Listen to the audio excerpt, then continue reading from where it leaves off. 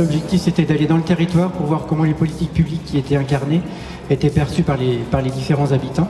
Est-ce qu'on n'est pas là maintenant à un carrefour stratégique sur un nouveau modèle économique de la donnée? Nous organisons les entretiens de l'innovation territoriale cette année à Biarritz. 17 universités se sont rassemblées pour travailler sur la question de l'innovation territoriale. Et c'est maintenant ce consortium Optima qui organise ces entretiens de l'innovation territoriale. On se heurte à des problématiques justement de cette saisie. Et le sens, pourquoi saisir et qu'est-ce qu'on en fait? La tendance aussi des fois à créer des outils qui nous semblent évidents pour nous techniciens, mais qui sont complètement déconnectés justement de la réalité des besoins. Aujourd'hui, j'ai participé à l'atelier numéro 4 proposé par la métropole de Bordeaux sur les enjeux de développement du jumeau numérique. J'étais ravie aussi de rencontrer d'autres personnes, de travailler en atelier d'intelligence collective, les Barcamp, bon format, pour partager, co-construire, solutionner ensemble. Aujourd'hui, j'étais là en tant que grand facilitateur, pour ainsi dire, des ateliers qu'on a appelés Barcamp, autour des questions de proximité et Smart City. Il y a des questions de temporalité qui se jouent quand on se lance dans ce type de projet très innovant et qui n'est pas forcément connu, puisqu'un premier plan de départ, c'était que c'est quoi un jumeau numérique? Donc dans le groupe, il y avait déjà des personnes qu'on n'avait pas entendu parler. Ces échanges ont été très enrichissants et surtout ils nous ont permis de nous donner une trame de travail pour pouvoir formaliser les étapes suivantes de notre mode projet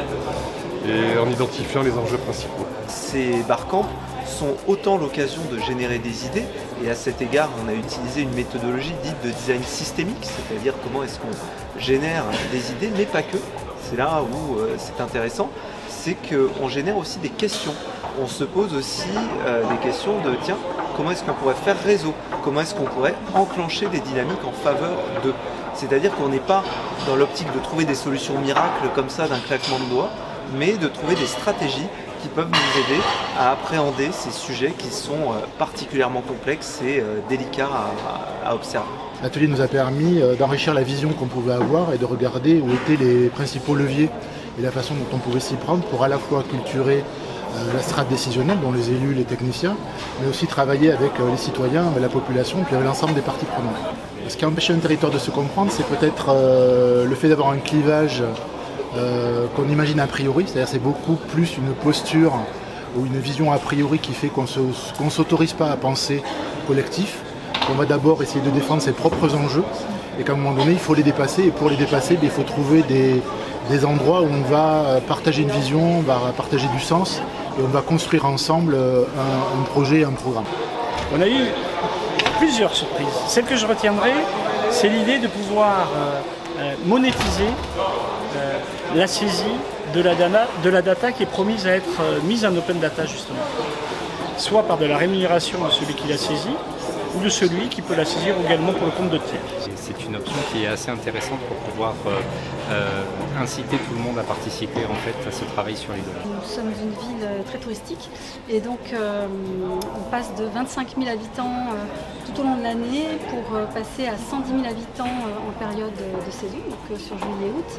Donc on fait vite le calcul, 25 000, 110 000. Et donc ça génère des difficultés en termes de propreté. Des notions que je trouve très intéressantes et que beaucoup trouvaient intéressantes aussi, c'était la notion de mimétisme. Encourager les touristes et les personnes qui viennent régulièrement à faire des efforts par les efforts faits par les locaux. Et donc le fait d'avoir cette chance d'avoir 2h30 de 25 cerveaux disponibles et venant surtout d'horizons divers, ça nous a permis de générer de très nombreuses idées sur cette thématique de propreté qui vont maintenant nous permettre de lancer notre propre projet au niveau de la ville de Biarritz sur le volet environnemental de la Smart City. Il y a eu une confrontation des générations. Une confrontation, c'est un bien grand mot, mais on n'avait pas la même vision, pas le même positionnement. On a même été étonnés des réponses de certains. Je pense qu'il y avait la génération après moi, peut-être même encore après moi, qui ne s'attendait pas à autant d'implication de notre part. Et nous aussi, on pensait qu'il y avait un manque d'information de leur part, alors qu'en fait pas du tout. Ils sont au courant, ils font les mêmes efforts que nous, et je pense que c'est surtout un problème de communication. Donc ça nous a vraiment multiplié les bonnes idées, les bonnes pistes. Il y a une idée qui m'a vraiment plu, c'est la notion de récompense. c'est-à-dire plutôt d'être dans une démarche qui va sanctionner le fait d'avoir eu une incivilité ou d'avoir sali la ville ou l'océan, c'est d'aller chercher l'implication par le jeu, et justement le numérique permet ça. Et ça, c'est une piste vraiment intéressante pour nous, qui permet d'impliquer différemment sur la propreté de la ville l'ensemble des citoyens et des touristes qui viennent nous voir et qu'on accueille toujours avec plaisir. Sur les déchets, on s'aperçoit que la Smart City, elle est avant tout quelque chose d'humain. Sur ces questions de propreté, il s'agissait avant tout de sensibiliser par divers moyens, dont le numérique. Et on est arrivé à cette définition de la Smart City, c'est la ville qui rend plus facile la vie aux gens par le biais du numérique. Ce que j'ai apprécié dans ce barcamp et l'intérêt d'y aller, c'était de mettre en place tout ce qui était intelligence collective et principalement mixer les publics, notamment les universitaires, les étudiants et puis les sachants.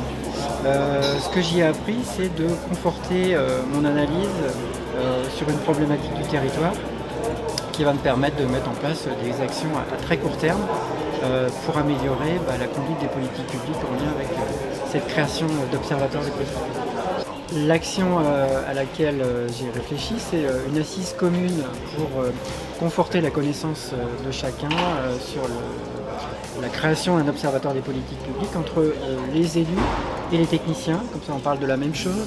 Et puis, on peut mettre en place des indicateurs et des façons de travailler communes.